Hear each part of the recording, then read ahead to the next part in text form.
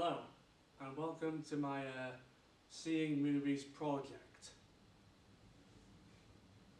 For this project we had to shoot 3 trope shoots from certain films, such as the jump scare from the classic horror movie, the Race for Your Love from a romantic movie, and the cover red wire from a action thriller movie. I hope you enjoy this presentation because a lot of time and effort was put into it.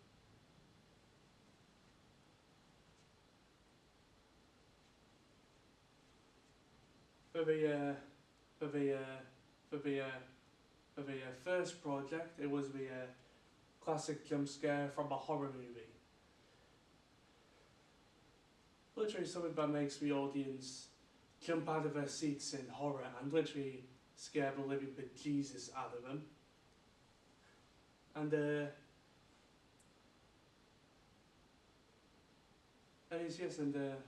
for this one we decided to recreate our own original horror short instead of recreating a scene from a film, because me and my crew thought that this trope would be easy to recreate. Just simply stick someone in a room and come up with an idea to scare the living bejesus out of them. And my role in this project was the editor, who was probably the most important person in the post-production department.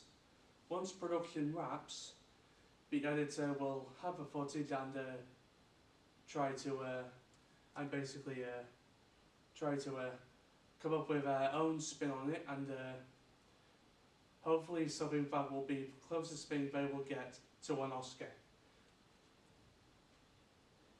Here are some clips from It, The Shining and the recent Scream film, and here is even a link to some of the classic and scariest jump scares of the past few decades.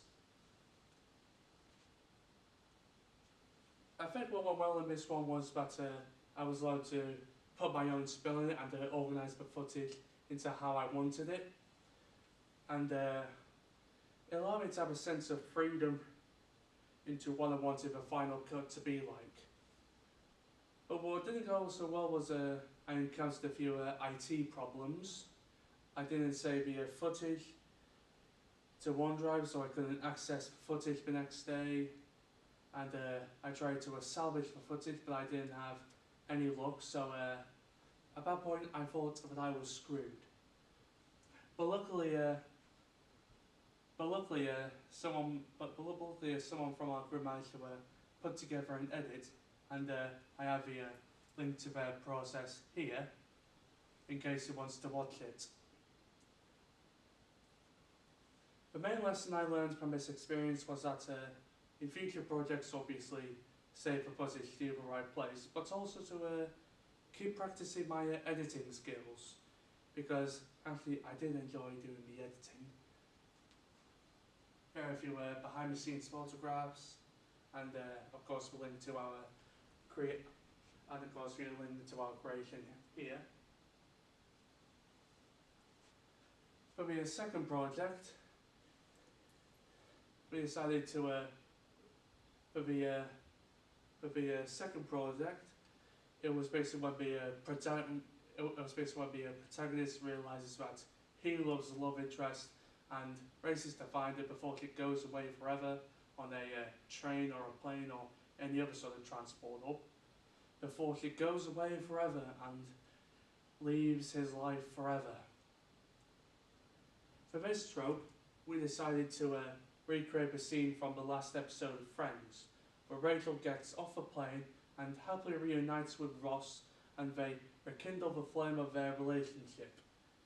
We chose to recreate the scene because obviously in some of the previous scenes from that episode, Ross made it to the airport before she went away forever, and unfortunately Rachel decided to go on the plane and basically live her life, and Ross thought that was it for him, but happily he decided to get off a plane and reunite with Ross and rekindle the flame.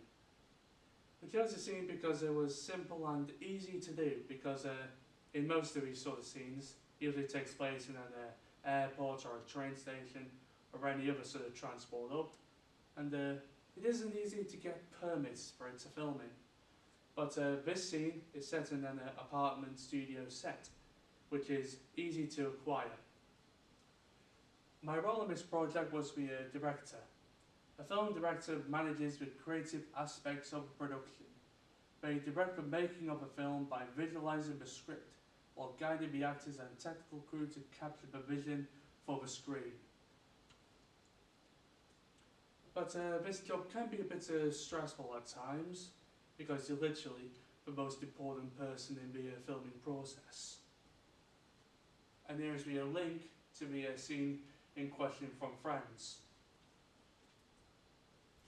I think what went well in this production was the communication with the team and the patience to keep calm and carry on.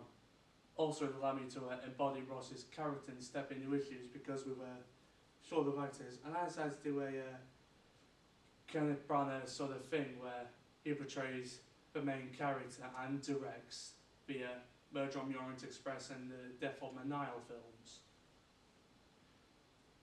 It was a bit stressful at first, but I learned to overcome that and realised that it was just part of the job.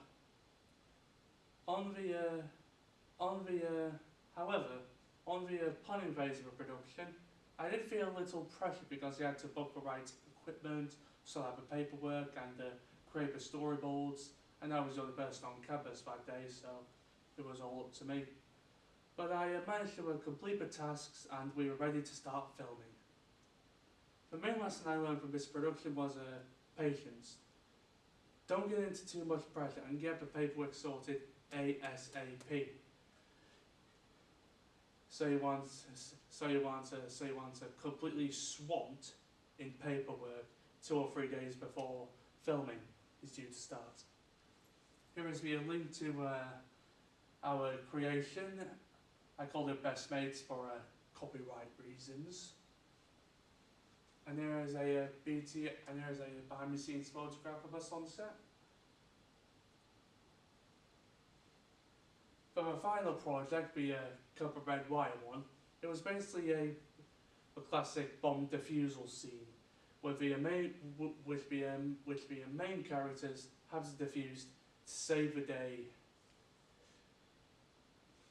For this job, we decided to recreate the bomb defusal scene from Juggernaut, 1974, where Fallon cuts the red wire after Buckland repeatedly tells him to cut the blue wire. We chose this scene because we noticed in the scene, as the protagonist is choosing which wire to cut, the camera shifts to the expressions of the other cast and extras in the background and extras in the background spaces, so you can see the tension spread around the room. My role in this project was an actor, obviously a beating heart to any production.